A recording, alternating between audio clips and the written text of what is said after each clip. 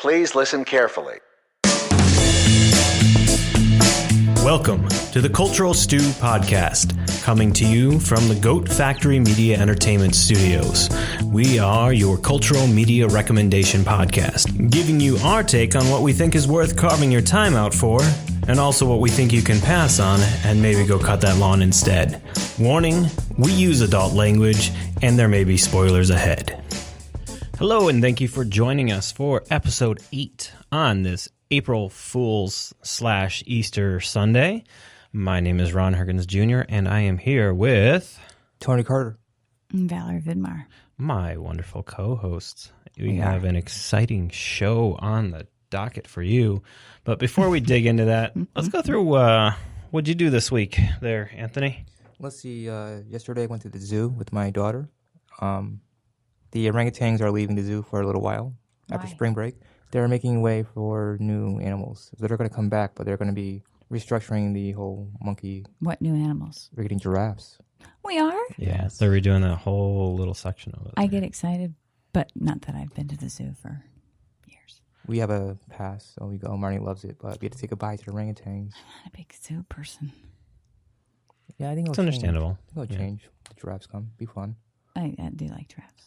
I like teaching my daughter life skills and learning new things about animals and whatnot. So we go when we get a chance. I have spring break this week from school, so that's great.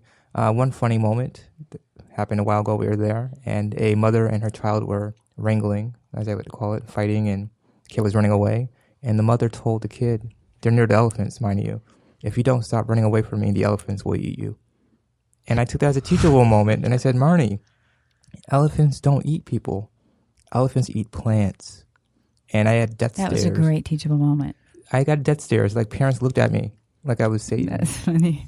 But it's true. You'll be gnawed a lot, but you wouldn't die. You'd be in shock. It'll hurt. Elephant sidetrack. Have you seen the video going around on YouTube of the elephant smoking? I have not. It ingested something in one of these forests that was recently on fire, and they think it was like a hot coal. And so or not a hot coal, but a coal that was smothering. And so they got a video of it, and it's just this elephant smoking. Is he okay? I don't think they found anything wrong with it. It was just smoking. They think that it's something burning. Natural. They think it's something that they naturally do. It's something like medicinal type purpose for them. Well, some monkeys do that too. And we just found this out now? Yeah. We're sure there's a lot of things that's from the thing I out. love about science is that we just start learning new things every day. That like, oh, did you know that they did this? And elephants eat plants. Not children. Not children. What if the child is dressed like a plant? I don't know. It would hurt a lot, I think. I told Marnie, the lion right over there will eat you, but not an elephant. Why didn't she use the lion? Because she just wasn't thinking. You just popped her head. Elephant will eat you. Will eat you. Stampede you or... Anyway. Yeah. Mothers and fathers scaring their children till compliance. Yesterday was a nice day. It was nice and warm.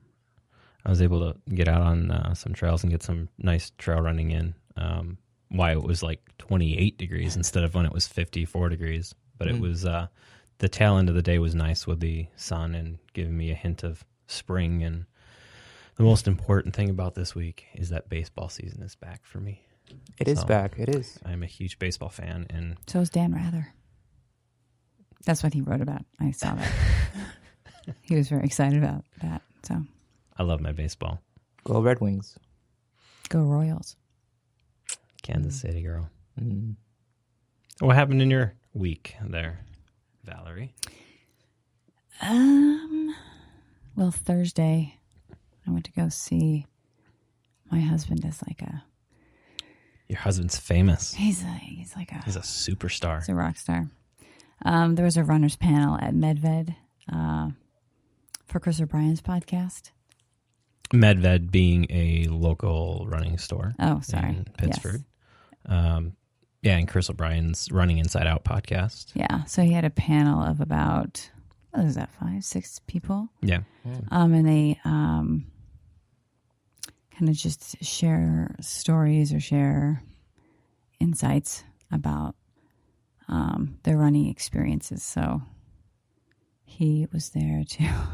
He'd just gotten back. I mean, he has lots of great things, but he'd just gotten back from running in Utah with one of his pals, Laura Ruckerth, who did a 100-miler. And he'd forgotten his pants. That was what they brought up on air, that he'd forgot his pants. But no worries. He didn't run without them. He did pick some up in Walmart. That would have been quite a picture. Yeah. Of all the things, I was like, dude, the guy's done, rim to rim to rim and Berkeley and all that stuff. But let's talk about no pants. Yeah. I've had dreams where I've forgotten my pants, but never an experience where I've actually been to something where I forgot my pants when they're needed. He was distracted. Do you guys carry one pair of pants, or do you have like several backups? It depends on the weather, too. It was just where he went was out on Antelope Island out in Utah on Salt Lake. Nice. So as soon as the sun starts dropping out west, it just gets really cold really quick. So you'd be running in shorts, so then you have pants you throw over the top of them or whatnot. At least that's my version of pants. Mine are always throwaway pants that I always have normal shorts on underneath. So even if I forgot my pants, I still have shorts. Unless you forget both of them. Which seemed to be the case. Or maybe he had shorts. I didn't ask that question. Well, what did you do? I already did that. You did? I did. You did. Yeah. You did some running. Oh, the baseball and the running. You guys, my short term is short. That's very short. Is there a movie like that where like... Is it in 51st Dates or something? I think it's called Finding Nemo. Yes. No, that's, I mean... I'm Dory. Dory. I am Dory. That's fine. It's a good movie. Well, we're going to go through, talk about some of the news we care about. It was a little busy week between Hollywood and the streaming networks this week. Talk about some of our recommendations of the week. We got Tony coming up first with Wind River. My recommendation review is going to be on Santa Clarita Diet. Good show. And Valerie's is going to be on the movie Columbus. After that, we're going to go into our stew. We're going to talk about the nostalgia of our youth being used for, I don't know, I phrased that wrong. How would you say that? Or being preyed upon. Marketing. Our nostalgia being preyed upon, our nostalgia being used for marketing current purposes. Films and everything coming up right now, which is going to tie right into our film of the week, which is Ready Player One. And, of course, as usual, go through our what's on our radar, what's on our queue. So first up, let's go into our wonderful news. I love that, by the way. I found like the cheesiest, non-cheesiest news clip thingy I could find, but that's what it is. It works. So the first thing I want to hit upon is Steven Spielberg, a director I highly, highly respect, said some pretty controversial comments this week. Anthony, what did he say? I get where he's coming from, but the guy... Well, let me preface this. Let's go backwards. Steven Spielberg has said that he thinks that streaming or video-on-demand films are TV shows and that they don't belong being nominated for Academy Awards. They should be getting Emmys. Such as Mudbound? Mudbound. The Big Sick. I see. He thinks that they're taking away from the luster of the true Oscar films that go through things. I think this may be in line for a further discussion in deeper depth, but my full line opinion on this right now is, Stephen, I highly respect you, but I wholeheartedly disagree with you. I second that. Times change, films change, the way they get out there change, and if the film industry doesn't adapt, then those films are going to leave the film industry behind, and the Oscars will basically become a thing of the past. Shame. But he is part of the old guard, a very legendary old guard, but I don't know. Well, yeah, like I said, we'll talk about that a little bit later in more depth. What else news is out there?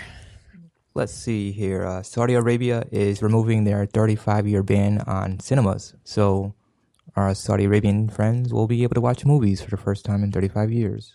Wow. Such exciting movies like Pacific Rim 2. Yeah. I mean, there's others, but That's amazing. it is. And then you have one of the ones that came out this week. I didn't grab the name of the theater. They actually banned I Love Simon. Yes. Where? Was it Bangladesh? I think so. Bangladesh, one of those countries over in that I area. Love Simon or Love Simon? Love Simon. Or Love Simon. Sorry. Okay, no. Love Simon. Because of the... There's a lot of films banned over there, whether you realize it Yeah. or not. A lot of them. Like in China, too. It's just not the Middle East. It's just they think it's propaganda or not culturally relevant to their society. Yeah, they probably don't have any. But woo, women can drive and now we can have movies. And then Netflix. Boom, boom, boom. Carmen Sandiego is coming soon. Where in the world? I missed that show. I have never. The kids seen show that. was awesome. I learned so much on that show. Wasn't it a game? It was game. It was a computer game. It is a game show / kids No, show. it was like a / game on. It was a computer game, wasn't it? TV show first. Yeah, but it was TV show first. Oh, I think it was probably on like PBS or WXXI locally. Like Magic School Bus. But we won't get into that. And the people who did the song and the music is Rockapella. Before they became really famous as an a cappella group. okay. We're crazy. We're crazy TV nerds. So That's okay. Wishbone is good too. The song from Where in the World is Carmen Sandiego. Was I don't world know famous. this show. Oh, we had to I should have grabbed a clip for that. maybe at the end. And also, Apple's original TV programming is slated to be out by next year, springish, summer, so March-ish, 2019. So they're going to start Their original TV programming, I guess. like Netflix and Amazon. They're going to start doing it. We don't even know. Still curious as to what the heck they're planning on doing. It's so secretive, too. So secretive. I don't know. Because they're always secretive. Yeah. And you can probably only watch it on. Apple TV. That's not a plug, by the way. It's just a thing. I don't have Apple TV. They've gotten, was it 1 or 2 shows in so far? But it's nothing. It's been like little stuff like basically carpool karaoke type is one of the shows that they've been doing, but nothing like serious. But I'm excited. Legion on FX comes back tomorrow for season 2. The show is crazy. Bosch season 4 just got our announcement for an April 13th release on Amazon. Another one of my favorite shows. And that same week, Netflix Lost in Space is coming out. And that looks really, really, really, it does. Really good. And Molly Parker's in it from House of Cards and a couple other things. So, Handmaid's Tale 2 is coming out April 25th. So, I personally find that exciting, but that's on Hulu. Yeah, if I had Hulu, I'd probably watch it. I don't. There's a couple Hulu. things on Hulu that I wish I had to log in and I had gone for the subscription. Columbus, by the way, is on Hulu that I'm going to be reviewing later. But I got Hulu specifically for Handmaid's Tale. Yeah, it was excellent. Anyway, and let's see here. What else do we have? You guys have something about Roseanne? I did not watch the show. I'm going to talk about that later. Roseanne is all about nostalgia in the 80s too, so we can't talk about. You can if you have. I don't care. You don't want to talk about. Did you see it? I didn't see the show. I just heard about her and her love for the president. That's about what I want to talk about, but it was polarizing in a little way. But that's what her show is. There was an interesting the reason I want to bring up Roseanne is because there was an interesting article that came out. I think it was Friday when the show debuted on Wednesday of this week. But there was something that it was put out that ABC realized that they were missing a huge portion of their market because of how it's viewed by a certain point of this population that everything is very And I promised I didn't want to get too heavy into politics, but this is a show that's going to bring up politics regardless of how we talk about it or not, is that a lot of shows are very liberal in their way that they're made. And, well, that's Hollywood and that's the major cities tend to veer that way. And ABC is the ones I think so, yes. are behind Roseanne. Said, oh, there's a huge demographic that we're missing here, and they're no longer watching TV. And so that's what spurred them on to creating Roseanne again, because Roseanne would be a Trump supporter. And so they used that as their key, and it was so successful in its opening night that they actually renewed it for a season 2 already. That's scary. I don't think I've ever heard of a show after one episode that was renewed for a second season. I may be wrong when I say this, but I feel like when Michael J. Fox came back with his show... Bin City? No, it was the Michael J. Fox show that when he was playing himself. I know what you're talking about. I saw a couple episodes. Okay, but I think they bought 2 seasons up front. And then I think it went off the air, probably 4 or 5 episodes in. Well, but yeah, so to briefly touch on the subject of Roseanne is just that I knew she was going to go there with that. It's just a lot of people are not going to want it. It's not going to be the whole season. It's just they did that to get people to watch. And after that goes down, it's just going to be normal Roseanne, which is fine. Tim Allen had a show like that too. I don't know about that. You don't Roseanne, the actual actress, is a very vocal Trump supporter. And I think it's going to play a lot into the show because they want to market to a very specific subset of people that will watch it, that'll bring in more viewership that they're missing. Because at the end of the day, it's all about money. Money. So, but hey, that's enough about politics for right now. Well, one last thing. Tim Allen did a show, Last Man Standing, which is now on syndication. And just got canceled. They canceled it because Tim said something controversial, and it was on ABC too. And he's not as vocal Trump supporter, but he said something that ABC execs and the public cried foul about. So I guess... We don't know what he said. I don't. It was something he said. My personal feelings on the Roseanne. I'm not a huge fan of shows coming back. Right. There are many shows that I think are deserving of coming back. Roseanne is not one of them. Roseanne was a show that was on during the mid to early 90s. It had its run. Let it be dead. Let it be done. But, again, as we'll talk about later in bringing back things from our youth, this was not a show that I watched. It was a show my parents watched. I didn't watch it either. It was felt very hick-centered to me. And I felt, even at that time when my parents were watching, I didn't feel like, why do we have a show that's focused in terms of like some of the stupid things that they do, and they treat like some of the children are like the son. They always treated him like the stupid DJ. He wasn't stupid. It's hard to explain what I'm trying to say. No, I know what you're saying. I think playing on stereotypes and yeah, but we'll get into it. A lot of news here. Fox's New Mutants. We're going to go into a little superhero news here. Yay. New Mutants and Dark Phoenix both got pushed back again to 2019. This is the second time both movies have been pushed back. They're doing complete reshoots, bringing in Antonio Banderas as a bad guy. This spells a lot of trouble for this because Fox is still in the process of trying to be bought out by Disney. And if this gets dragged out any longer, there's a possibility these two movies are actually going to be dropped off the table completely, even though they say they're not. But when a movie goes into full reshoots, like New Mutants has now twice, this will be their second time. Sounds scary. Yeah, it's not lack of direction.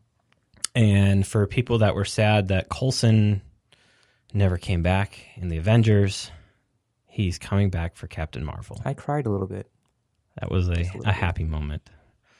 So, and it's hard to explain this to you because Coulson was a lovable character. Everyone liked him. The connections of how all the first couple of Marvel films started connecting together. Played by Clark Gregg. Okay. They killed him in the first Avengers. Then how's he Avengers movie. He's coming back. How? He was on a TV show too. didn't quite die Oh. because he went on to the Agents of S.H.I.E.L.D., which is their TV show. Okay. But Captain Marvel is actually being set back in the 80s, early 90s. God, this is blowing my mind. So that's why I didn't want to talk about it too much. No, but you it's asked the fine. question, so I'm just answering. And in the saddest news of the week, Chris Evans has basically confirmed that after Avengers 4 comes out, he is done. Sad. And he's not only done with the Avengers and Captain America, but basically going to be going on to pursuing directing, which has been his plan for a while, and he's been putting everything else off so that he doesn't have a plate full of all these other directing things. So currently he's opened up a show in theater with It'll come to you. the goofy kid from Arrested Development. Oh, Michael Cera. Yeah, him and Michael Cera. So they're currently on that. But He didn't he direct something recently? I think like he did one, or is that someone else I'm thinking about? But didn't Chris direct something that was in Tokyo or doesn't surprise Are me. you talking about directing theater or directing movies? Movies. But there'll be less of us seeing Chris Evans on film. But more importantly, that means Captain America's shield is being laid down by him. Well, So that wraps up our. you should be happy for Chris. Oh, For him, sure. he is. But I'm sad for Captain America. I know, but we need to support people who would like to do something more. it's exciting but also scary. Okay. Here's the thing: most people don't take actors turning directors seriously, so it'll be interesting to see how he. Ron fares. Howard did okay. The good thing is Different. there is a good line of actors that have actually turned into being Mel good Gibson. directors. Right. I'm just throwing them out. Jodie. Jodie Foster. I think child actors do better, make better film directors sometimes. I think since they've been in the industry for so long, they can watch and see what works, what doesn't work, and then they change things a little bit. Like Ron Howard was a kid actor, and then he grew up to be... A teenage actor. Yeah, and then he became Ron Howard, so Okay. Yeah. with Brian Grazer, so... Oh, yeah. I love Brian Grazer. Well, that wraps up our really, really, really extended, long news segment. But there was a lot of stuff to talk about as we move into April. Let's move on to our recommendation list. Up first, Tony with Wind River. Sheriff's office. I need emergency assistance. What's your location? The Wind River Indian Reservation.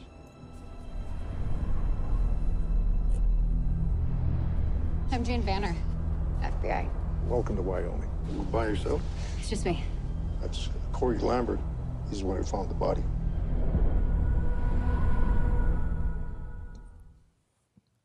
So, Wind River is about Corey Lambert, who is a veteran tracker who's helping investigate a murder investigation of a Native American woman in Wyoming. And it was on the Wind River Reservation. And we have rookie federal agent, FBI agent, Jane Booker. So we have Jeremy Renner with Elizabeth Olsen, with Graham Greene, directed and written by Taylor Sheridan. So, what can I say about this film? It's very, very atmospheric, so I guess I felt very cold watching this film, which I guess was the point. You have wide open spaces, just cold, and it's cold outside still right now. It's great location filming. Very. And it felt very real, like we were really there with them. And we had a couple camera angles where we were like peeking behind corners and trees, looking at them from a distance, and that added a lot of eeriness to it. There are a lot of awesome transitions in cinematography. The direction, I think, was top notch, and it's great seeing, Jeremy and Elizabeth, not do adventure stuff. So, What did they? AKA Hawkeye and Scarlet Witch. I think they're great together. They have good chemistry. So, but very good film.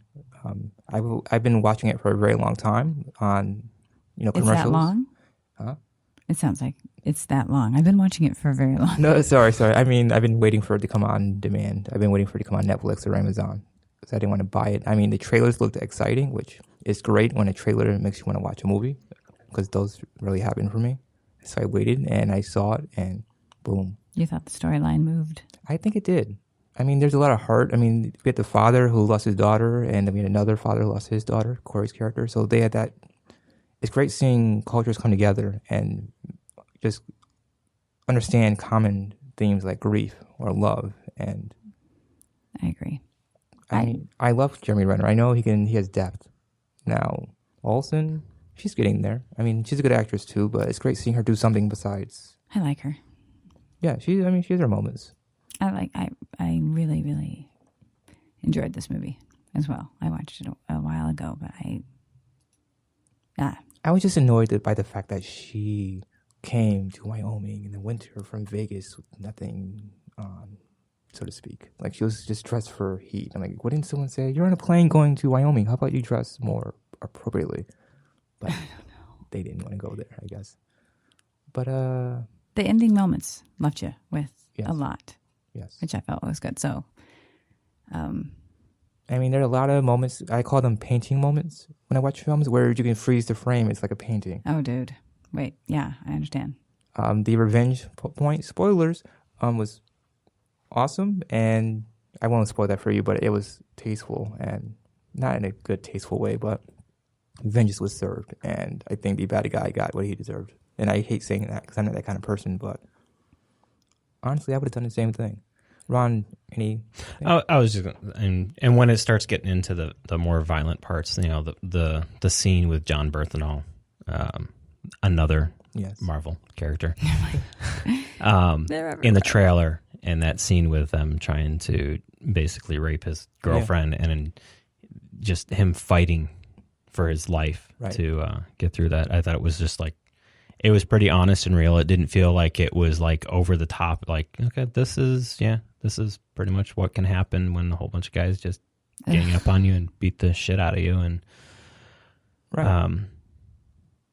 the end scene up on top of the ridge was I think was, although not justified in law, justified in feeling for me, especially when it comes to.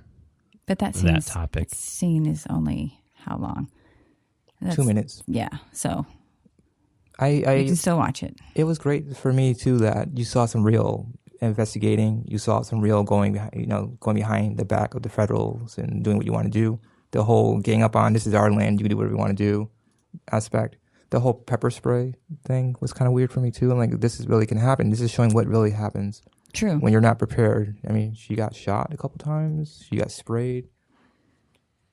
I mean, these things happen, but we never see them on film. We hear about them on the news, but this is actually seeing how errors can cost you your life or just I actually questioned about the pepper spray. Yeah. If she actually got sprayed, because it looks so real. Sometimes actors want to be sprayed for real, so they react the right way. The best actress out of the Olsen clan. Yes, I agree. Yeah. Oh my gosh, definitely. I didn't like her in the movie Old Boy. I like the original, but the new version not so much. So. Old Boy. I watched Old Boy because it was referred to me. No one told me what it was about. That's a violent one. No one told me what that was about. You should watch the old one. I don't want to. The Old Boy? I don't. Yes, not Spike Lee, but the old one. The one with the awesome video game, like scroll fight scene. God. That sold the movie for me right there. I can't remember. Are we talking about the Old Boy? Are we talking about the Josh Brolin one? Yes. Yeah. Did he eat the thing in the new one? Was it the squid? I think so. That's what you're focusing on? No, I'm just trying to remember if they had transferred that over, because it was very in line with everything it was out of the first one. The first one was just a lot more violent. I can't recommend this movie. She's talking about Old Boy. I'm talking about Old Boy. I cannot recommend it unless you just want a real shock factor. Then watch it. That's why we watch it. Oh God! But the old one's better. My stomach turned. Who recommended it? Jason about flipped out. Actually, Justin Hurt. He is a trainer in town, and he loves movies. So we were talking. He's like, "Oh, you should watch Old Boy. It's so good." You know, I always warn people. Was it April Fool's? I don't know. I was like, "What in the hell am I watching?" Jason was just like, "What? Whoa!" Yeah, I wouldn't send it as a recommendation to somebody. I mean, it's okay. Yeah, but it's not something I would say if you like movies. Like, go out and watch it. You should watch American Psycho That's No, my I've favorite seen black it. comedy of all time. It Oh makes my me laugh gosh, every time I shut up. watch it. It just doesn't meant to be funny, but it is to me. No, I've seen that one. I saw it on the big screen. So I would say watch. yeah. But wait, I'm getting back to your movie. Wind River. Yeah, Wind Wind River. River. I would say watch it. Yeah, I loved that movie. I really enjoyed it. I'm also in a very small camp of people who like Jeremy Renner. He's a good actor. Yeah, He's going to break out soon. he's Tag the will one that pick him gets out. mocked as Hawkeye. But Wait for Tag. When Look, Tag comes all out, of us he'll break agreed. out. All of us agreed on a movie. Good job. yeah, I'm really looking forward to Tag. I think that's going to be We should watch a that hilarious together. Yeah. romp. So I had the opportunity to whip through Santa Clarita Diet Season 2.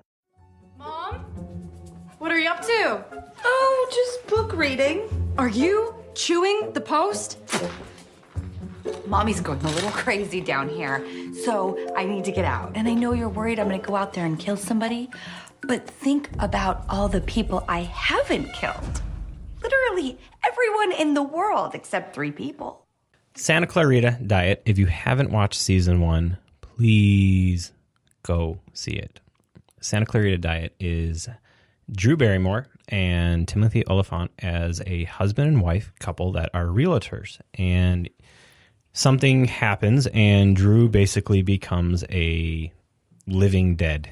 But she's perfectly normal except for the fact that she likes to basically eat people. And have lots of energy. So she uses it in different ways. A high amount of energy. Like zombie? Yeah. They call him But undead. she's like a normal, like she doesn't look like a zombie. She looks like a completely normal person. But like in the first season, her pinky toe falls off. And it's her dealing with like her body basically rotting from the inside. Why? How is she back? They don't really They don't know. They in the course of the season 1, and this is what I'm getting to, you interrupted. This is what The course of season 1 and season 2 is them figuring out where this came from and how to fix it. or stop it. And so basically in season 1, you learn about all this, and season 2 is them now trying to figure out its origins and figuring out how to stop it. And Timothy Oliphant and their daughter is Liv Hewson, who plays Abby, and Skylar Gisondo, who plays Eric, the neighbor. A couple of guest stars on the show that are of note: Nathan Fillion, who plays Gary, Joel McHale, and Maggie Lawson. Maggie Lawson is one of my favorite character actors. She's from Psych. Awesome show. Love the show. Love her.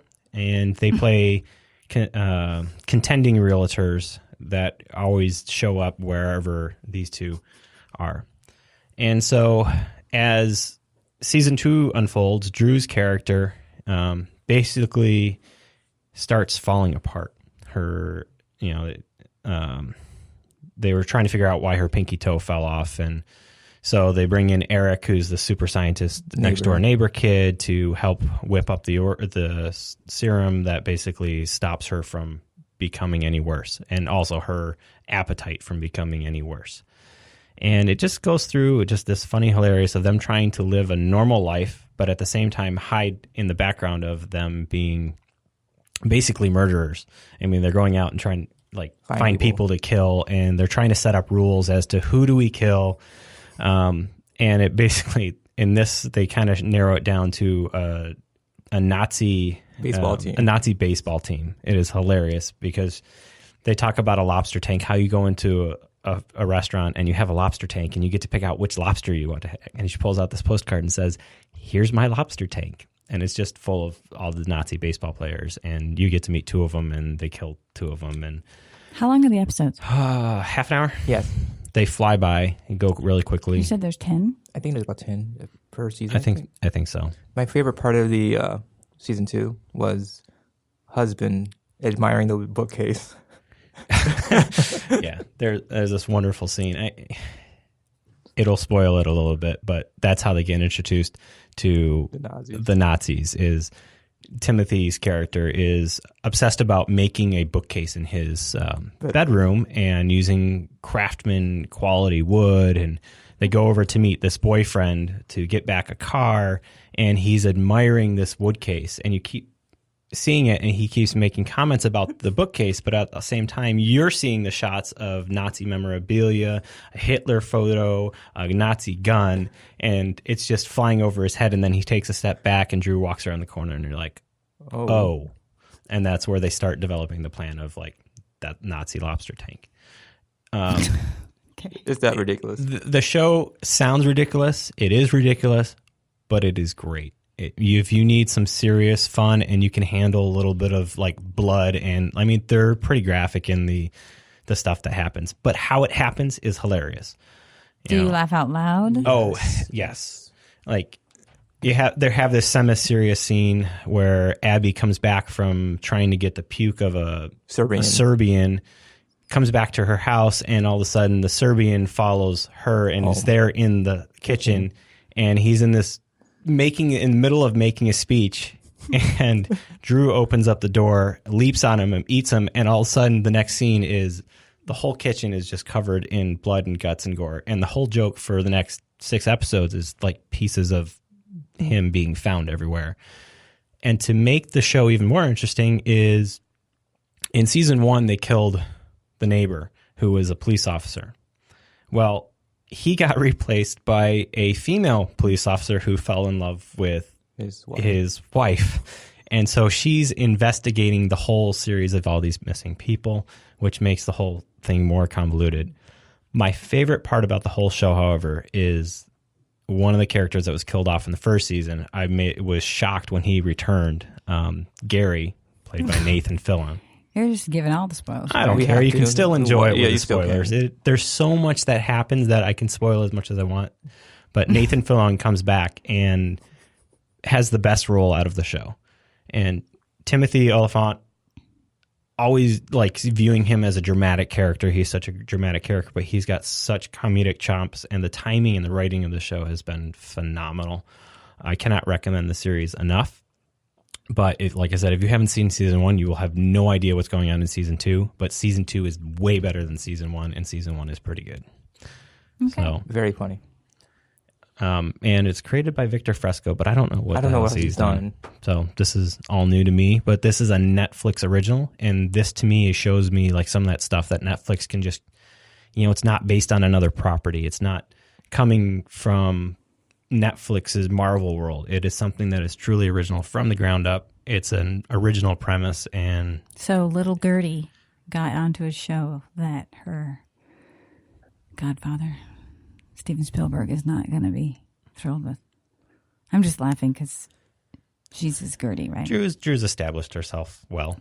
I know. She has. But it's a good time. I mean, it's a really good show. I would say Drew handles herself well most of the time with a comedy. She's not the best part of it. I think there may have been somebody else that could have been cast that would be better, but she's serviceable in her role. I think Tim helps. I just think her timing with comedy is off at times. It seems a little bit forced, whereas Timothy's just his comedy, physical and voice, everything. He's the whole package. And the scene, you got Gary is pretty much a scene stealer, but Abby, the daughter, has some of the best lines, and it's her coming to grips, learning about like what her family's involved with, and her having to deal with this. Well, they ground them in reality too. There's this aspect of it where it's reality, where it's actually like they're making them accountable for what they're doing. It's just not murdering people. Like we have to murder it with discretion, and we have to be. You know how films just kill people willy-nilly and it's okay, but they're like, no, we can get caught. And our neighbor's a cop, and we keep drawing cops to us, and it's crazy. Well, and that's the key, is he's actually got cops on both sides in the first season. So cop on one side, that's the sheriff, and the cop that's on the other side, that's the police department, which is his best friend, which they sit around and smoke pot. Right. I'm sorry, I'm having like a brain boing. A brain boring meaning, like I was thinking Drew Barrymore, and then you were talking about your love of baseball. I was wondering if you saw Fever Pitch. Mm-hmm. I love Fever Pitch. Yeah, that last scene was actually filmed at Fenway Park with. I saw that when it was going. I saw when the they won the Jimmy. World Series, the lead into the World Series. It was Fever really Pitch, filmed. Drew Barrymore and Jimmy Fallon, and it's adorable. You see them running onto the field with cameras. Like, why is Jimmy Fallon and Drew Barrymore? Like, oh yeah, they're filming a movie probably. They just running on the field and. Some people don't watch it because they're Yankee fans, but you can. I'm a Yankee you can fan. watch it. You can still watch it. I'm not a Jimmy Fallon fan though. Well, we are already running long, but we're going to whip right into Columbus. We kind of got excited with that one. Yeah, I'm going to get the whole speeded up motion from you. I saw you at the hospital. Are you from here? Yeah. You like it here? I'm really interested in architecture. I hear this town is quite the mecca.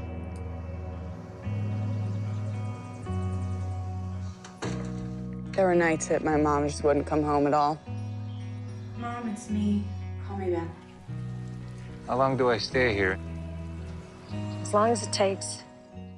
Well, I watched Columbus, which was a joy. I just want to say, how long do I have to stay here? That is actually John Cho, who plays Jen in the movie, and he's speaking to Casey.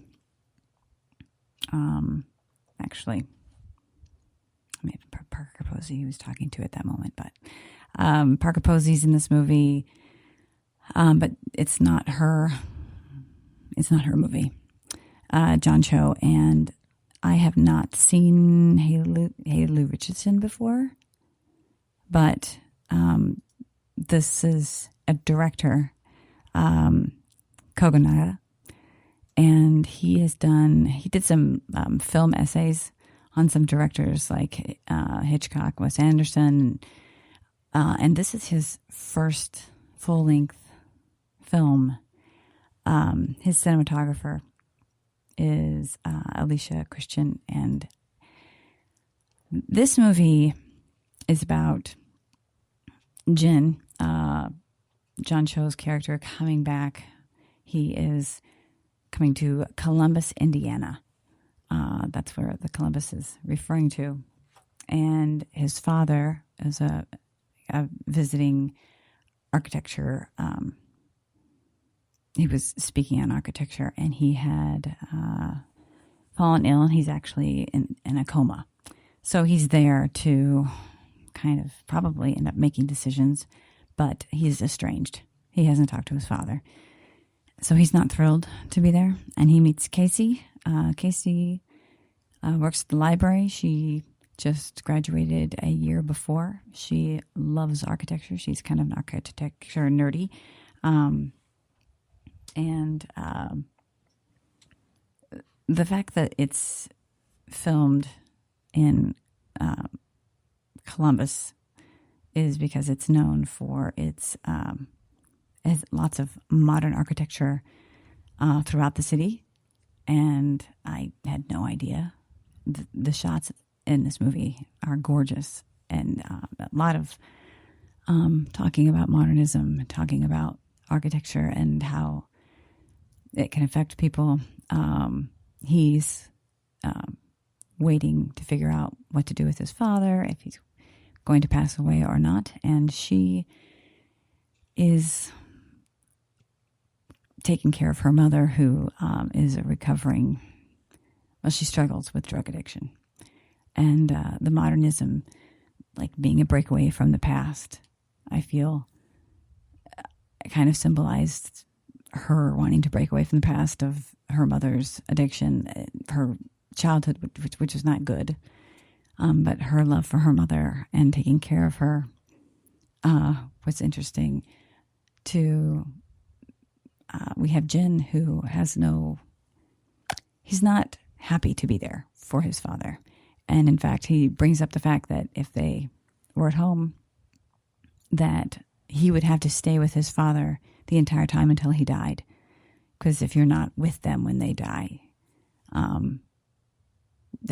you turn into a ghost. And it's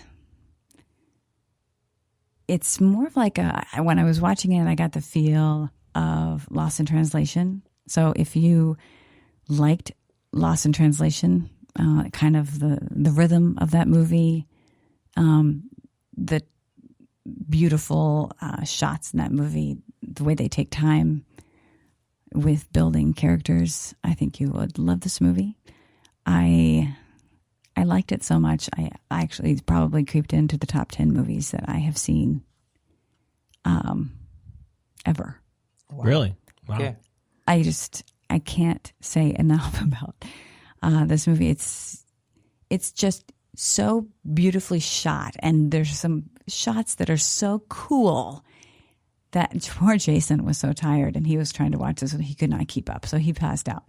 But I was just like wanting to look at this shot, how they're doing this whole shot where there's two mirrors in where Parker Posey and Jen's character, John Cho, are having a conversation, and it just, you see them pass by, but then all at once they go in, and he is in the mirror in the bathroom, and she is in the mirror in the living space area. So the whole thing takes place there. There's a lot of shots where it's taking place right off the screen. There's a lot of stills, like you were saying. There's before about taking stills from movies, and they could be like paintings or pictures, and it's really done gorgeous. And the fact that this is his first movie is insane.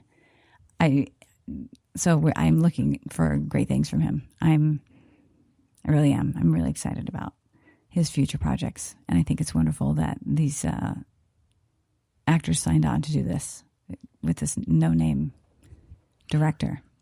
I like John Cho a lot. I like where he's come from being the background of being a comedian, and really just when he takes on the dramatic roles, being able to ground himself and be a really powerful actor.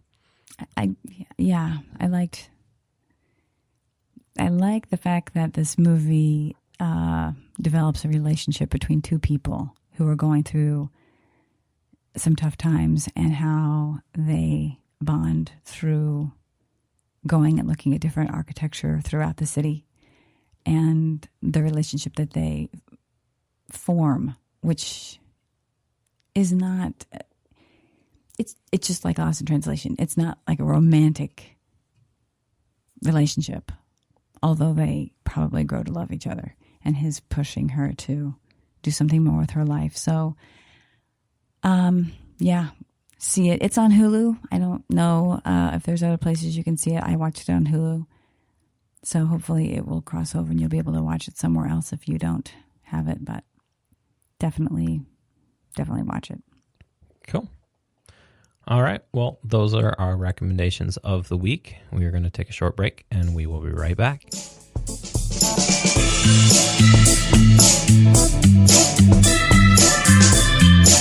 Hey, you.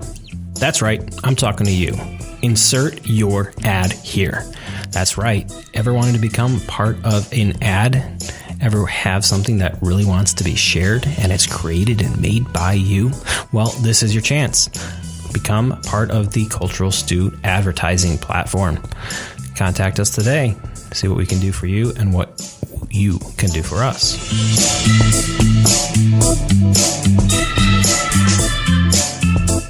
And welcome back. Today, we are having an interesting stew, an interesting movie, basically revolving about preying upon the nostalgia of our childhood. I'm going to specifically focus on the culture that is the 80s and 90s, because that is the stuff that has been poached and brought back into our modern day. I wanted to kind of go through like some of the culture that stood out during the 80s and 90s first.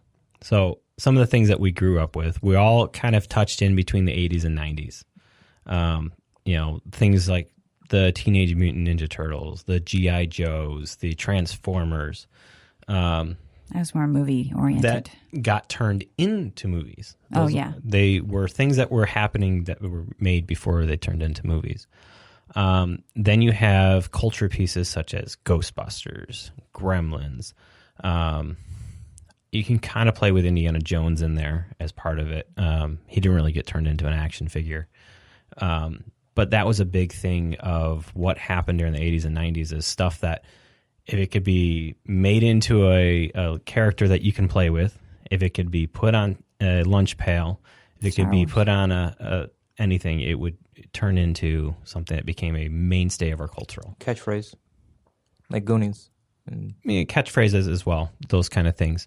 But it seems like a lot of our modern day cultural references are tied to the 80s and 90s, more so than any other decade before it when it comes to film references. And we have those type things like those kid shows that got turned into modern day movies. You had the original Teenage Mutant Ninja Turtles that got turned into now a reboot of that, which is another Teenage Mutant Ninja Turtles. You have Transformers, which got turned into a 5 or 6 film mess. Michael Bay mess that made tons of money, but it's based on these little toy characters from our youth. And at one point in time, they even wanted to take it and make a whole Mattel universe out of all these different toys. And then you have something like G.I. Joe. What, any other ones that popped up that you can think of from your youth that got turned into a movie? I think that's about it, really. I think that... I'm sure there's tons more that we're not thinking of. I mean, they're remaking Clue, which is a disaster. What? Yeah. No, they're not. Yeah. No, they're not. Yeah. I was just I talking... forget who's directing it, but it's been slated to be rewritten. Okay, people. And so that leads us into kind of like where our next thing is taking some of those movies that existed during our youth and making that are them great. over.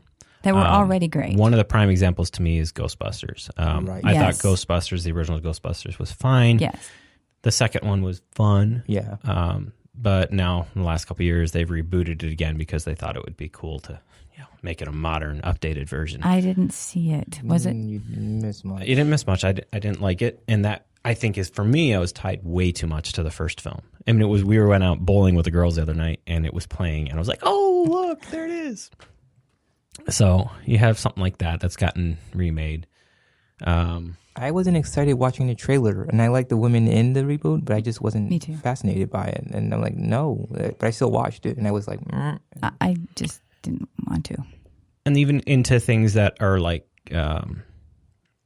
sagas that were like wrapping up when we were young. You have Star Wars that all 3 had come out, basically by the time I'd even started watching films. And then we got an extra 3 in the early 2000s. And now here we have another 3. And then we have a whole expanded universe that's now coming off of the Star Wars universe. Indiana Jones, we kind of talked about. Indiana Jones 5 is going to be going into filming starting next year. Yes. And then you have the Jurassic Park, which went through a trilogy and then got rebooted 2 years ago. Or not so much rebooted, but continued 2 years ago. Well, so to me, like, I interrupted you. Continue. No, you're good. Sorry. I was just talking to somebody about the shows that I used to watch, and now I'm realizing that now they're movies. So I used to watch The Hulk. Boom, a movie, which I realized that they all became movies. Dukes of Hazzard.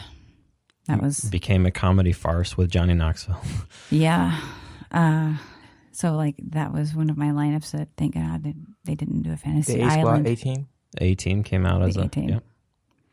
But, yeah, Fantasy Island, thank God. And Love Boat didn't. They can't.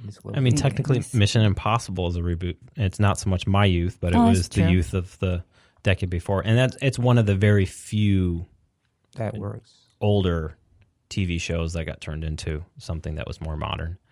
Well, I thought the Brady Bunch was a reboot when I was watching it in the 90s, but it wasn't really a reboot at all, it was just basically making fun of the Brady Bunch. And I mean, I heard different stories, but people say that it was just supposed to make fun of the whole premise of Brady Bunch, but putting it in the modern times, I guess. So they weren't planning on doing anything but make fun of the Brady Bunch and the whole, I guess, culture around it, or the family I didn't know itself. what you're talking about. The Brady Bunch, and then a very Brady sequel. Yeah. Who was in that? It was Cole and Gary Cole. And Gary Coleman was the father. Yeah. Oh, it must have been Miami Vice.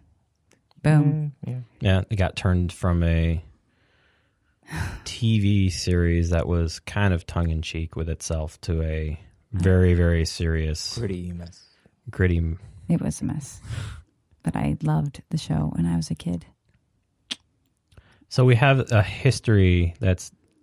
It seems like it's now on overdrive in Hollywood, that it's just taking stuff that's out of those 80s and 90s and just either... Because we were raised by TV. Them. I mean, I was. Mm-hmm. We all were. I mean, don't you think that's why? Well, no, it's money. But they're going to get the people that were raised by TV. You're going to get the people that were. Leading into it. I mean, that's why we like these shows that are done well. My only problem with coming from a writer's standpoint is that they are taking all these. I mean, you mentioned it earlier. Is that we're taking properties already established. I agree. And then, we already have an audience for sure, so we'll just put this out. And we're not getting original stories. We're not getting original ideas anymore. And there will come a time when we exhaust all of our comic books, where people won't want to see. Yeah, we've gone from a thing where trilogies were the thing. Like if you made a trilogy, that was it, and it lasted the time. And now it's like, those trilogies have now become sextologies. Yeah. And one's going to turn into a I can't even remember what the pronunciation would that be. It's getting crazy. But now you have... So Goonies is probably one of my favorite 80s films. Me too. I have a very strong connection to that. Me too. Come Christmas time, I always put on Gremlins. It is one of my favorite Christmas films. And it's the first one. I never really cared too much about the ones after that. I didn't either. But it's like no matter what I'm doing, if it pops on, it's like, and I just sit there fondly remembering it, and it draws a lot back to that. And in the last couple of years, you have Netflix popping up with a show like Stranger Things. Right. And it plays a lot on the nostalgia of our youth.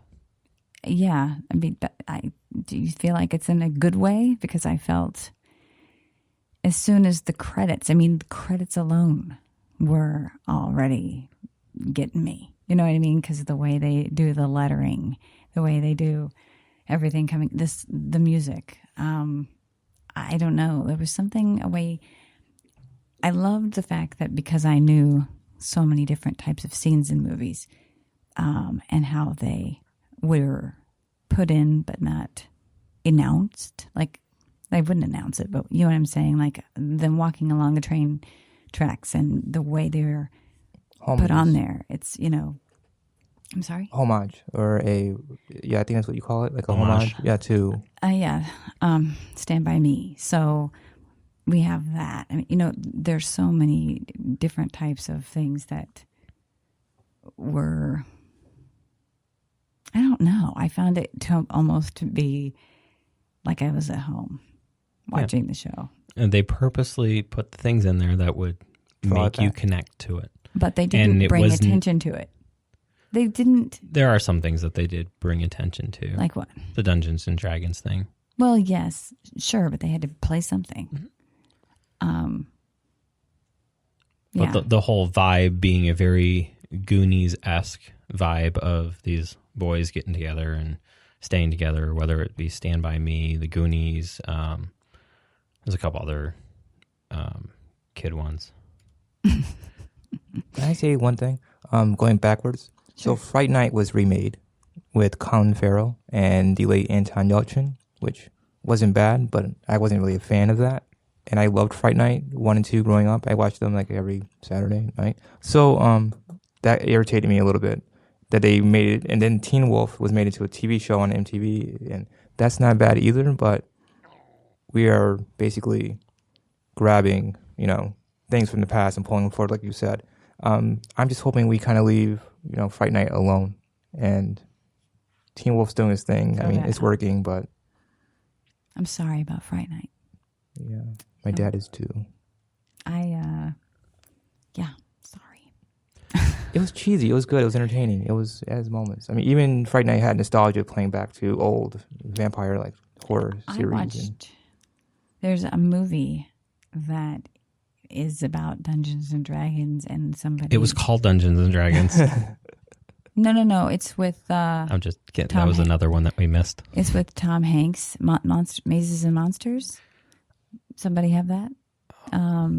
Was it Monsters and Mazes or whatever? But Tom Hanks was in it, and I watched that as a kid, and I loved it, and it was crazy scary. You can find it. I think you can look it up on YouTube, but he's in that movie.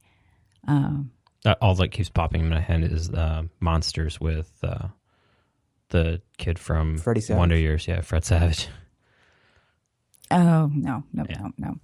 But yeah. So anyway, I really enjoyed Stranger Things. The first season, much more than the second season. That second season was okay. I kept watching, but not like the first season. Was the shine off at that point? Like, was the whole like nostalgia fad thing, like the whole glamour of it, over for you? Maybe, and I also feel like that I didn't like where they went with the plot, I guess. So, yeah, but the fact that they even used the people that they used. I mean, they had Sean Astin in there. Winona. Yeah, Winona, and then they had give me his name. Describe. Mama. It's M.M. Matthew Modine. Thank you very much. There we go. Was in it, and they had. I mean, they're perfectly placed in there. I mean, give me a break here. It's fine. They're serviceable in the roles, but it also there's so many connections to our youth and a specific demographic of being able to market that too. And Everything Sucks is another one that popped up on Netflix recently, and that's a little bit more tied to the 90s. It's teenagers going from junior high into high school, and it's their first year as freshmen in high school and as the AV club. So there's a lot of nostalgic throwbacks to music, to the styles of the way things were, to catchphrases that were popular. It's a very good show. I think it's serviceable for what it is. But again, it's the continuation of our culture of taking things from our youth, the demographic of the 30 to mid 40s, and making them into something that's popular and helping to drive the media industry right now. I guess a book that came out in 2011 called Ready Player One is a huge nostalgia throwback. That's all it is. Basically, every page has hundreds of nostalgia throwbacks to things from the DeLorean, to Airplane, arcade games, to Airplane, to Monty Python and the Holy Grail, the Breakfast Club, War Games. I mean, it was written by a man who definitely went through the 80s and loved the 80s for everything it was, and wholeheartedly sucked in everything, and especially his love of music for all things Duran Duran and that kind of stuff that just keeps getting brought up. I am, however, not an 80s music fan. So I hear 80s music and I kind of cringe and just want to curl up in a ball. I will admit that I listened to the book because I listened to all of my books. Mm-hmm. And I felt like Ernest Cline did I was entertained. I liked the fact that it wasn't dumbed down to the point where he had to reference the reference. You had to understand where it was coming from and what the actual reference was. Which I liked. I liked that. And I never played a lot of these things. I didn't know if those were correct. Like some of the video games that he was playing, I don't know if those were real video games. Everything, they're all real. They're all real. Okay, so, and I liked, I don't know if we want to go into what we liked versus. Well, we'll roll right into. There we go. So the movie announced a couple of years ago that Steven Spielberg, the king of 80s films and action adventure, stop shaking your head. I'm sorry. I cannot stop. I shook my head the entire movie. Sorry. Steven Spielberg was going to take on this film. And Spielberg, with a very serviceable track line of making really action adventure films that we can connect to. And the music was brought on by Alan Silvestri, who particular connection to this film is that he was also the music composer for Back to the Future. And in recent years, Iron Man and the upcoming Avengers Infinity War. The script, although the book was written by Ernest Cline, it is being adapted by Zach Penn, who, side note, is also writing the new Matrix film. Right. And so when somebody is co-writing or they have a second writer or whatever. And one of them is actually the author. How much does the author have control over the writing? It depends on how the rights were written, but most time when you sell your film rights, it allows the film director and the writer to do whatever they want with the film to make it serviceable as a film to the public. I realized that a lot of the issues that I had were things that they could not control. I will admit that because they couldn't go after some of that stuff. And I mean, my opinion of this film versus the book, I listened to the book as well. I really thoroughly enjoyed the listen I had of the book. My girls tuned in. They listened to it. They didn't understand everything, but they actually enjoyed it. Will Wheaton, another blast from our character past. I enjoyed it. I thought the book was great in that terms. But I think there are some significant flaws in the book that I think the film tried to patch up in what it could do in a 2.5-hour film, rather than splitting up the film and making several films out of it. For instance, there is not much of a love story in the book. So you have him lusting after a girl he's never seen, and in the book never gets to see her until pretty much almost the last page. And that's completely different in the way the film is made. And who she is completely different. The fact that the way she looks in the book and the way she looks in the movie, totally different. My general opinion, before we delve in a little deeper, is that if you liked the book and you liked it a lot, you're not going to like the film because they are so different from each other, and there was such a restraint into making this into one film that a lot of the things that worked in the book would not have worked on film in such a short amount of time. I'm going to disagree with one thing. I feel like Steven Spielberg, got us with his character development. I mean, he got us because we ended up loving E.T., right? I mean, with Close Encounters and all those things, we had lots of character development here. In this movie, there's none. And I feel like one of the ways that could have been easily translated from the book is how he learned all of this, pop culture, and he watched all the Family Ties, and he watched all this stuff, and it's in his head, and he knew it instead of having to walk in, like in the movie, he has to go to the archives, which is like basically going to the library and looking it up or something, when he didn't. In the book, he had it in his brain, which was cool. I mean, I love that he had all of that, and it made him more interesting. He is flat. The character is flat. The actor is flat.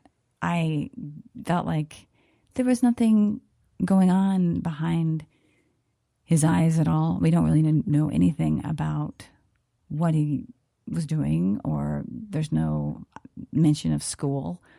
I mean, obviously they had school. I mean, how are these kids continuing on to read, write? I don't know. I just felt like the romance was ridiculous, was so fast. And him telling her he loved her within 25 minutes in or 30 minutes in, I don't know. It was so rushed. And the beginning was such it's like this CGI blow up everything they could throw at you possible.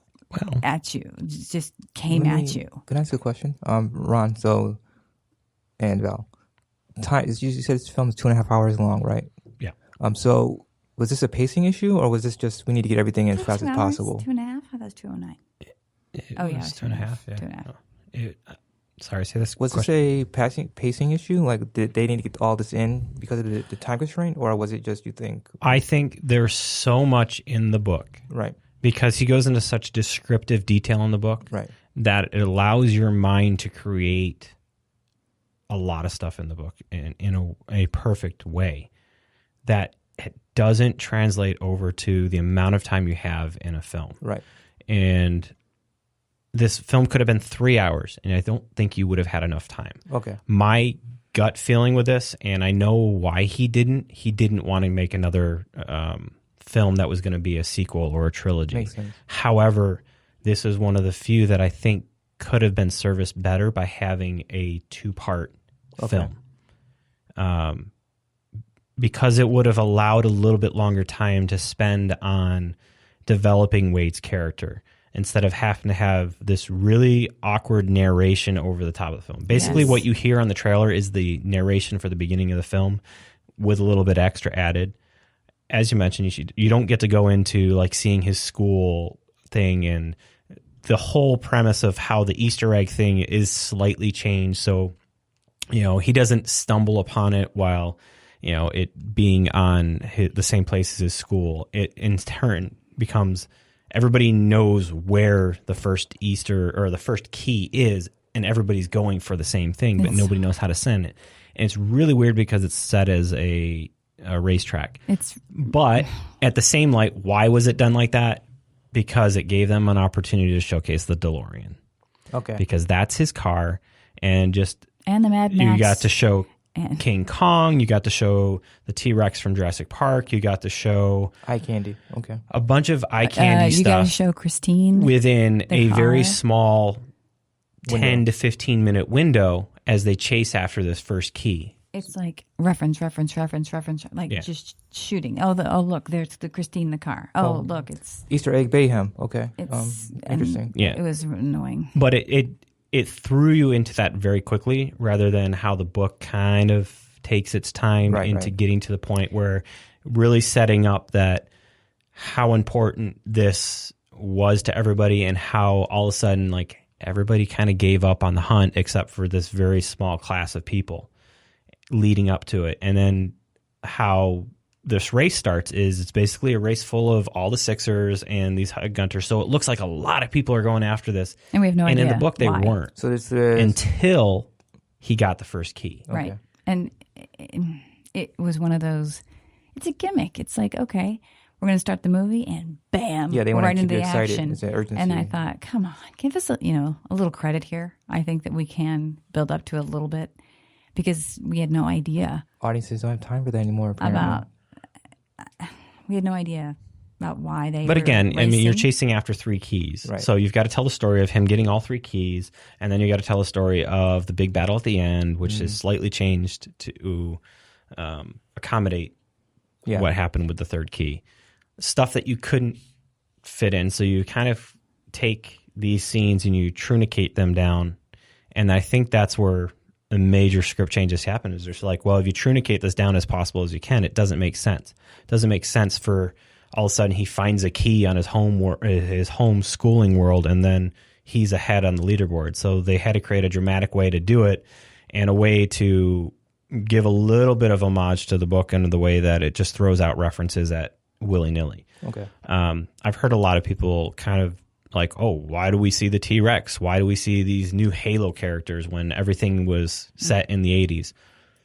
I can see both sides of it, but at the same time, this is set in 2045, so there's going to be people creating avatars and doing stuff of modern. You can't say that there's not going to be modern video game things in there. I think that was something that Ernest Cline kind of steered away from. He set everything in the 80s and only made it seem like the 80s could exist, but it's 2045. People are going to want Halo characters. You're going to want to see things that remind you of, I mean, at 2045, if you're a 13-year-old kid, the 80s are going to mean nothing to you. Okay. So there's visual things that Spielberg takes a license with. You don't get a lot of the Star Wars references that you do in the book. They're kind of more of just thrown out in the background.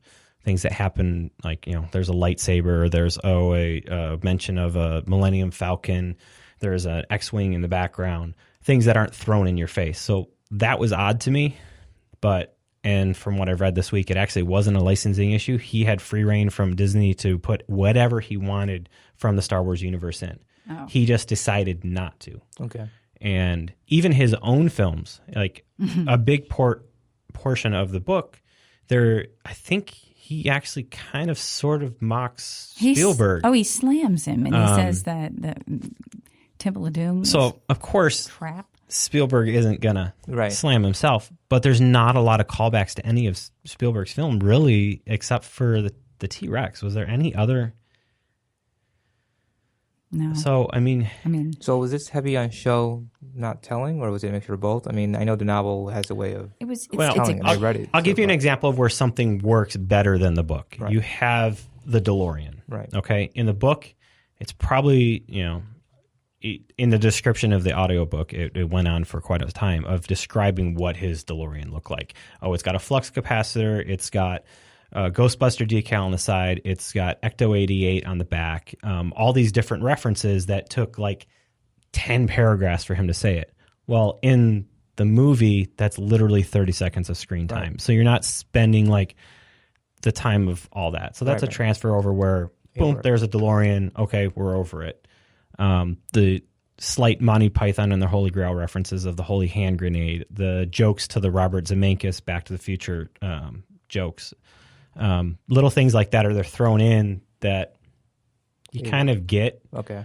But then there's stuff like the changing scene where he flips through like, oh, what am I going to wear today? So he starts out in Prince, right? Mm-hmm.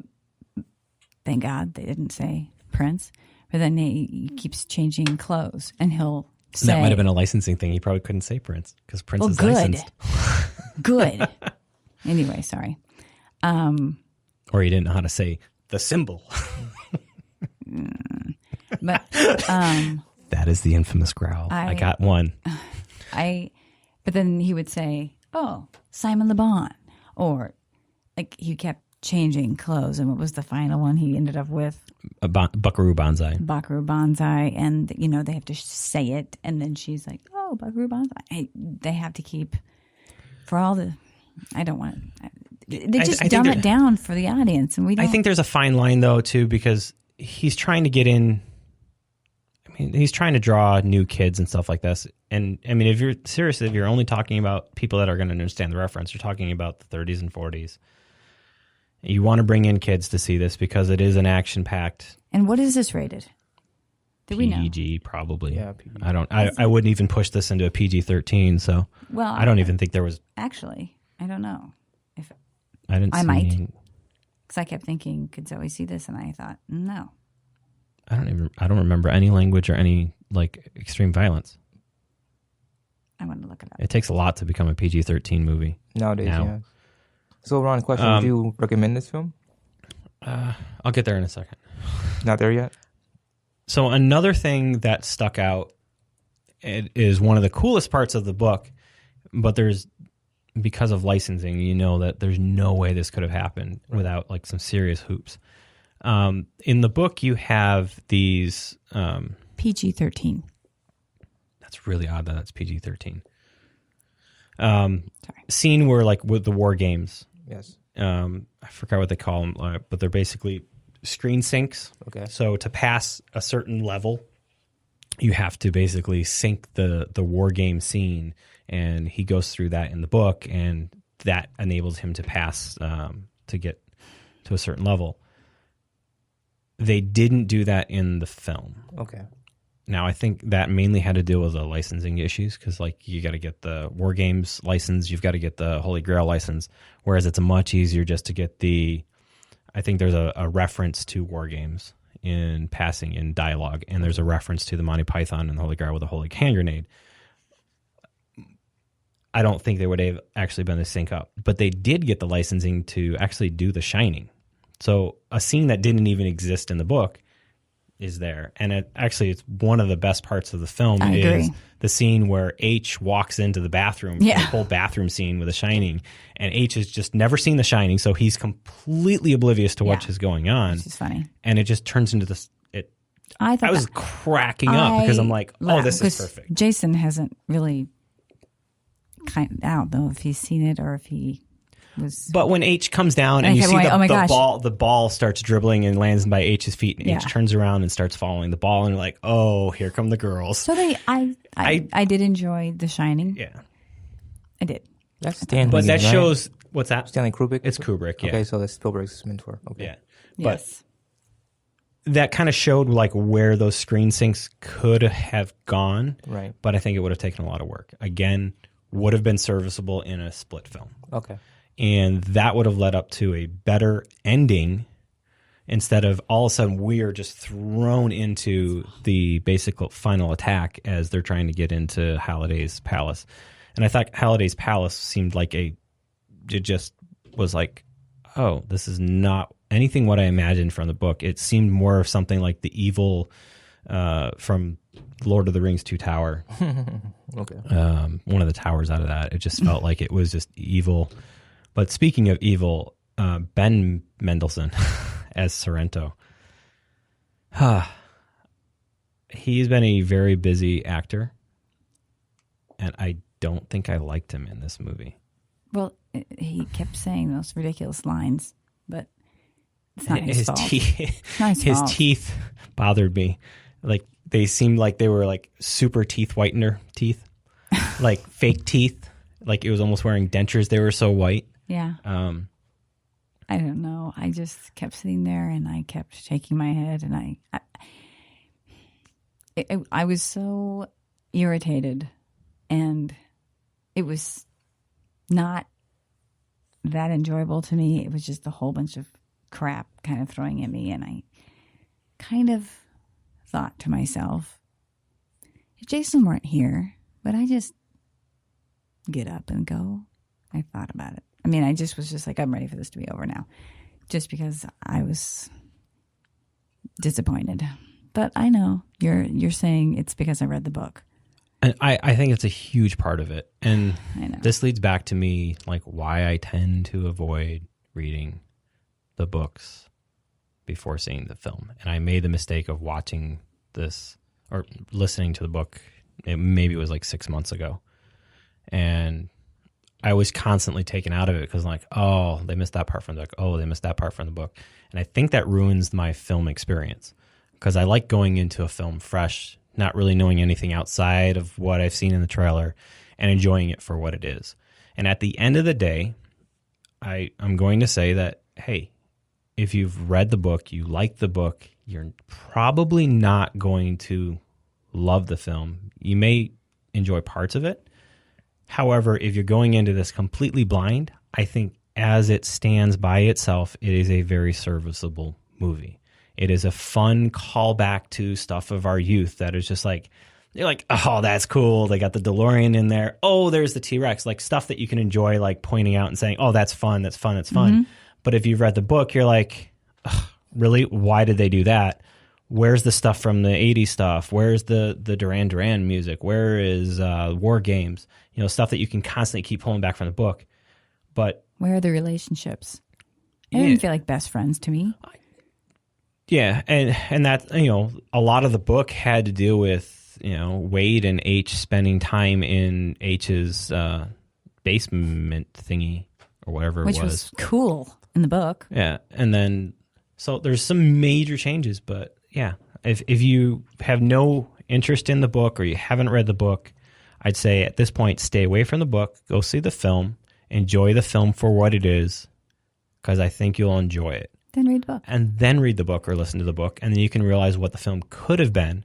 And again, I'll stand by, I think it would have been more serviceable as a 2-part film so that they could have spent more time and really worked on the licensing. I think this film might have been rushed a little bit, and you have the CGI that at point is over the top. It also at point doesn't look finished. There's some that is just like drop dead gorgeous. You're like, oh, that is amazing. But I think one of the biggest downfalls is Wade's character looks crappy. He looks like a cheap version of a Final Fantasy character. And when Final Fantasy actually feels better and finished, and I went through and I thought that maybe Final Fantasy group might have had something with this, and I think it was just Industrial Light and Magic. One of the things that really bothered me, yes, in the book he doesn't meet her till the end, so they have them meet very early, and in the book she's, I believe, full-figured. In the movie, she's not. She just has like a birthmark that, and I'm thinking, okay, so we have these, you know, the good-looking white people in the front, and then we have the best friend who's you know, we have the minorities in the background that are trying to get these white kids to win. I mean, sorry, but I had probably dived a little bit too deep there, but it was a little annoying to me. I'm just going to say that. Okay. But I just felt like, seriously, why can't you can't even have the characters be similar and talk about, you know, the nostalgia of the 80s is friendships. Friendships were big in the movies. And in this one, no. There's no real connection to anybody or anything. So that was really a disappointment to me. Yeah. So I think that wraps up Ready Player One. Oh. All right. I didn't say see it or go. So I will agree with you. I think if you haven't read the book, you'll probably have a good time. And if you are a kid, you should probably see it in 3D because all that stuff's going to come right at you. That's what I was thinking. And as a appendix or whatever, appendum to this, I've been digging through the Ready Player One score by Alan Silvestri. It is very big, very loud, I think it plays to what Back to the Future is in my memory, not so much as to what the actual sound or music that was composed for Back to the Future. But it feels like that whole, you can feel that it was fun. Back to the Future thematic going through it, but it's not actually in the music.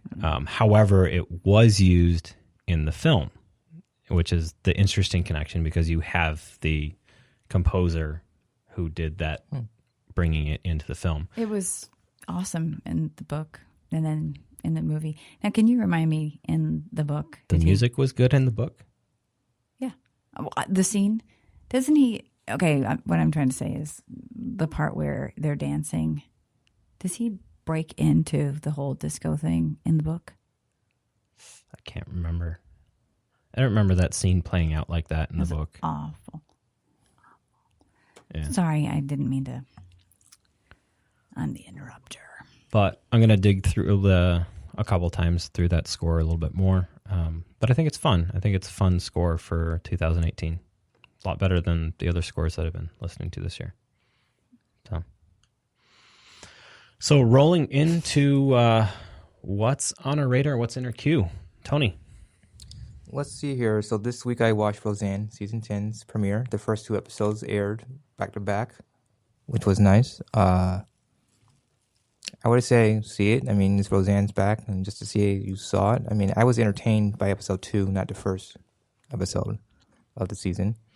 I feel comfortable ignoring it and not giving the ratings or money. See, I used to like Roseanne, so it's kind of hard for me. It's like, I used to like her before I got all political. So it's that whole balance of Tim Allen handled it better. I would say it that way. But I don't know. We'll see how long I can last with that.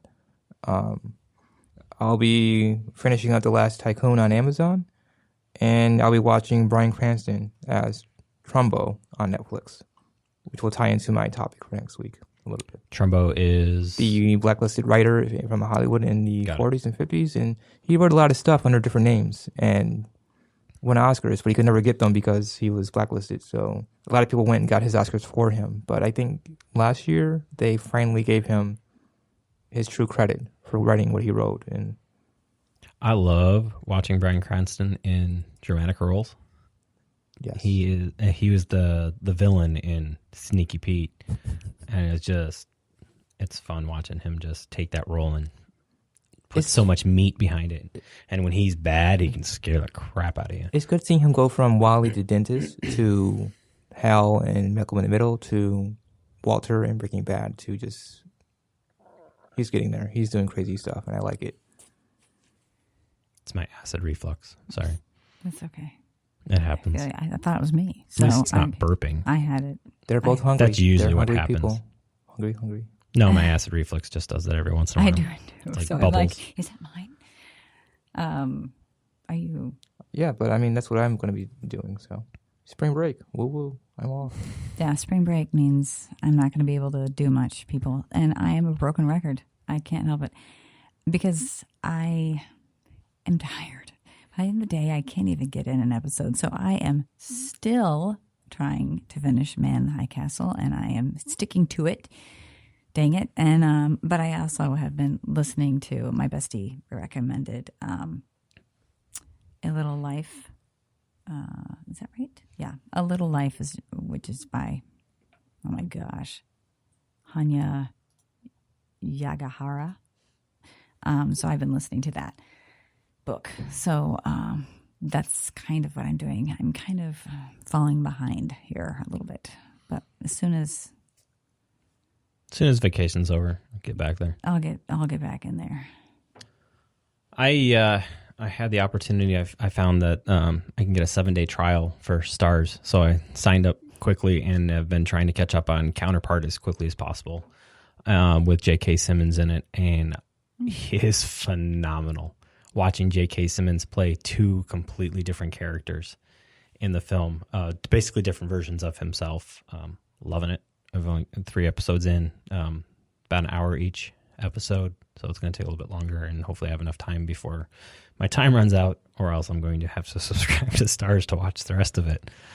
But so there's that. Still listening to the Jack White album, trying to give it a couple more takes. There's a couple songs I like, but for the most part, the album still just has not grown on me. You want it to, don't you? I want it to. I'm such a Jack White fan, but it's so different from the rest of his stuff. Jack White is very analog in most of the stuff he does, so what usually he records is very, what happens in the moment happens in the moment. So you'll hear mistakes, you'll hear, it just sounds fuller, and this was his first time using audio tools to do all of his work. And, so there's electronica, there's made up noise, lots of cuts, and it just feels different. It doesn't feel like Jack White to me. But it was an experiment for him, and I think as an experiment for him, it works. But is there something going on in his life? Like, I know that sounds silly, but sometimes these albums are surrounded by things that are going on. I'm sure there is. I haven't dug too much into it. It's just a major break from all the music that he's done that I've grown to love, and it's very not as raw to me. It seems way more manufactured than usual. And then I'm going to give Ready Player One score a couple more listens. Like I said, I think it's a decent score. It's not a great score, but it's a decent score to follow through and listen to. New podcast revolving around film scores actually starts up this week on April 3rd by the same guys who did the film score for you that were just listening. The film, in quotations, score, basically revolving around composers, and those guys are coming out April 3rd with that new podcast. I listened to the preview of it, really liked it. Looking forward to it. And in terms of movies, I'm looking forward to A Quiet Place. I'm hoping it plays locally. I am too. It opens up this week, and then Legion coming up tomorrow. And then that's pretty much it. I've got a huge queue that's going to only be getting larger as like 3 or 4 shows open up this month. But have I mentioned my favorite murder podcast? No. Okay. I don't think you have. My friend Leslie told me to listen to it, and it is insane. It's very, very funny. It's very adult, but it's just 2 women basically telling you about murders, historically, how they happen, but they oddly do it in a fun way. Sounds like my wife would like that. But it is disturbing. She loves it. She can just give me episodes to listen to, but it's highly entertaining if you want to listen to murder, but in a fun way. She'll like it. That's what he likes to listen to and watch. Oh, do it. She'll love it. Awesome. Well, I think that pretty much wraps up our really long show. No. Hopefully you stuck around to the end. I think we got a little excited at parts of this, but hey, that's going to happen. Some shows are going to be shorter. Some shows are going to be longer. But hopefully we make it entertaining for you. Hey, Tony, where can we find you? Well, I'm on Twitter at SMTORCHIO, and I'm all over Facebook. Come find me. You're all over Facebook? I am still. A lot of people are dropping Facebook this week. I am. They are, yes. I'm not one of them yet. I'm thinking about it. I'm just, yeah. So you can find me, PennyLane64. I'm on Instagram and Twitter. And you can find me, as usual, pretty much everywhere as at GFMedia or at GFMedia CEO. You can follow those links to my Vimeo, my YouTube, see some of my videos that I've been putting out. Got a big one that's coming out at the end of this month, and so that'll be fun. Cool. You can find us at culturalstew.net or at culturalstewnet on Twitter and Cultural Stew on Facebook. Hop on over there. Give us a review. Give us some feedback. Tell us you hate us. Tell us you love us. Tell us something. Let us know you're out there listening. If you don't like it, just send us an email at contact@culturalstew.net. Wait, culturalstew.net. We'll keep it anonymous if you want. We would just love some feedback. If you're listening in iTunes, head on over, give us a review. Let us know what kind of job we're doing so that we can better inform how we go about this podcast. All right. Thank you. Catch you next week. The intro and break music is Please Listen Carefully by Jazir, available through the Creative Commons license from Free Music Archive. The outgoing music is provided by Epidemic Sound. Please see our show notes for details on what the outgoing song is and who it is by. And also, as always, if you have a piece of music that you'd like us to play or consider playing, please contact us today.